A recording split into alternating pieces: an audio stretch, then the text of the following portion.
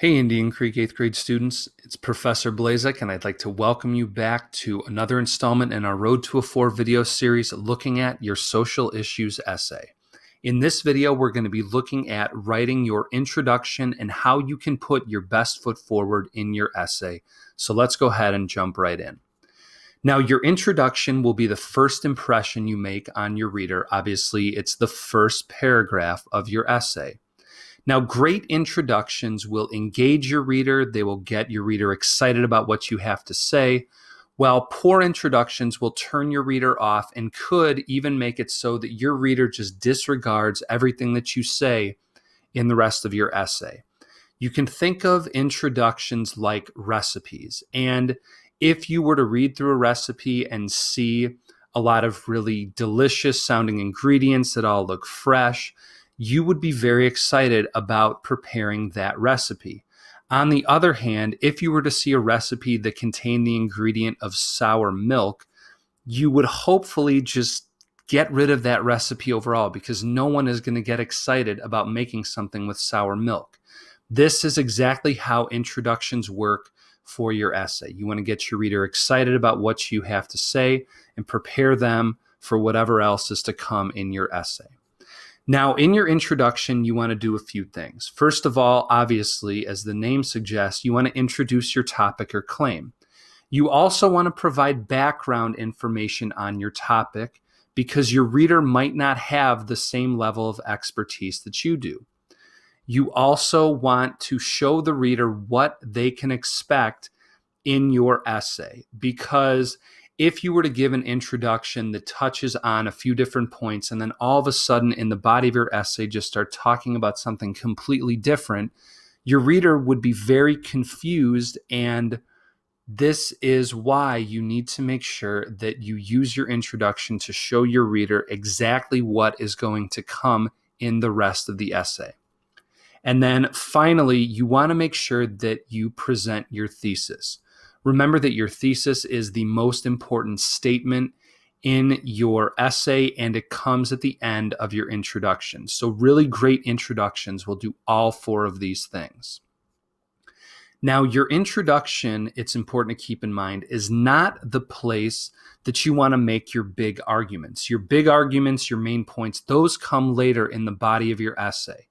You want your introduction to preview your topic, to create some excitement, but you don't want to spend too much time on it because then it starts to take away from the main body of your essay. So keep those big arguments, those big ideas until later in your writing.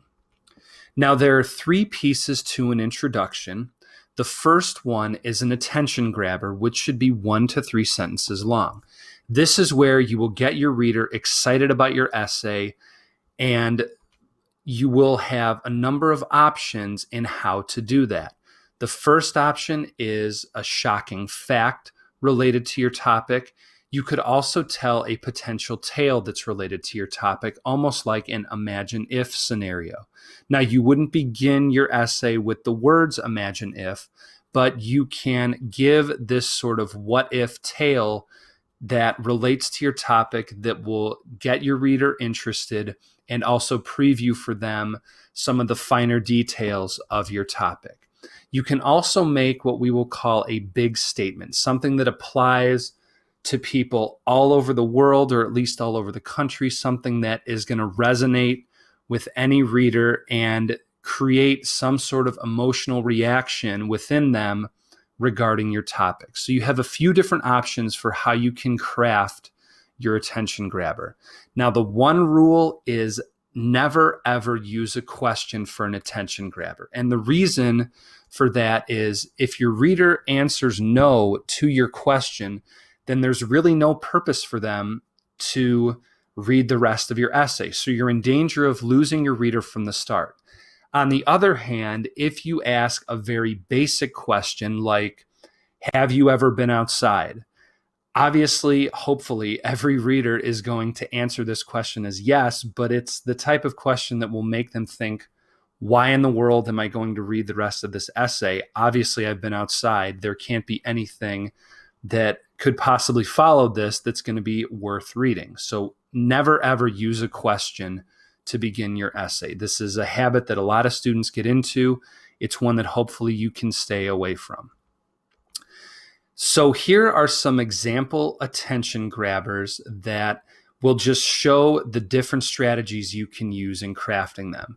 You'll notice that each of them is related to jelly beans because obviously jelly beans are amazing. If you would like, you can pause the video and read through each one yourself. So in this slide, we have an example of a verbal picture and then what we would call a contrast attention grabber. And then in this slide, we have a startling fact relating to jelly beans and also a quotation. This was not one of the options listed before, but if you can find a quotation from a famous person that somehow connects to your topic, this would be another great way to craft an attention grabber. Now, once you have finished writing your attention grabber, the next piece of your introduction is background information, which should be about 3 to 5 sentences worth of information. Now, the background information will introduce your topic and also touch on alternate or opposite viewpoints. This is where you want to mention the fact that there are people who are going to disagree with your opinion. You preview them here in your introduction, and then you will spend the rest of your essay proving why your viewpoint is right and these opposing viewpoints are wrong. But it's important to always touch on these opposite viewpoints so that your writing doesn't seem too one-sided. Then you will also want to include basic information that your reader will need for the rest of your essay. You can imagine this section of your introduction as if your reader was going out to hike a very large mountain. Obviously, you would not send your reader out in just tennis shoes and shorts and a t-shirt.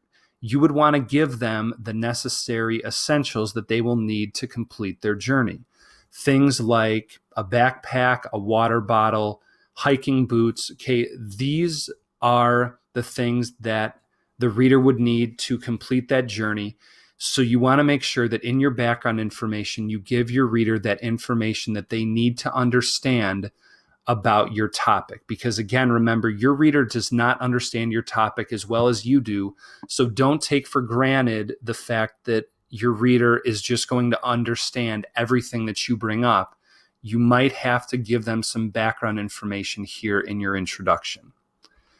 Now, once you have written your attention grabber and your background information, the final piece of an introduction is your thesis statement. But this is already done, so you don't need to do any more work. You can just copy and paste your thesis statement right there into your introduction. So in your packet, you will write out your full introduction. Again, that's attention grabber, background information, and thesis statement. You're doing this in full sentences with a capital letter at the beginning of each sentence, punctuation at the end. This is actually a draft of your introduction. So write it out in full sentences. Now, remember that in your introduction, you want to give your reader enough information to be prepared for your essay, but you don't want to go too far that they just feel congested with ideas from the start.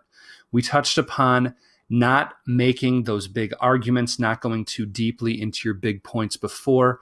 Remember, your introduction is just previewing what's to come. Leave the big stuff for the body of your essay. And then once you have finished your introduction, read through it again to make sure that everything flows well, that your attention grabber, your background information, your thesis all go together. If there is a section that does not, you can go back and add or edit information to make sure that everything is connected to what you're saying, that everything flows well together. And then once you've done this, you've completed step 5 in the writing process and finished your introduction, and you're ready to move on to step 6, which is writing your conclusion.